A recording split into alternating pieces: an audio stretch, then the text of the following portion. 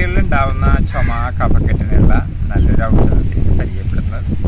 ഇതിൽ തുളസിക്കതിര്, വയമ്പ് പൊടിച്ച പൊടി, തിപ്പലി, തേൻ, ഇത്രയാണ് ഇതിൻ്റെ ഘടകങ്ങൾ. ഇതിൽ തുളസിക്കതിര്, വയമ്പ്, തിപ്പലി പൊടിച്ച പൊടി, ഒരു 3 ഗ്രാം, 1 സ്പൂൺ തേനും ചേർത്ത് കഴിക്കണം. 2 നേരം വെച്ച് കഴിക്കണം.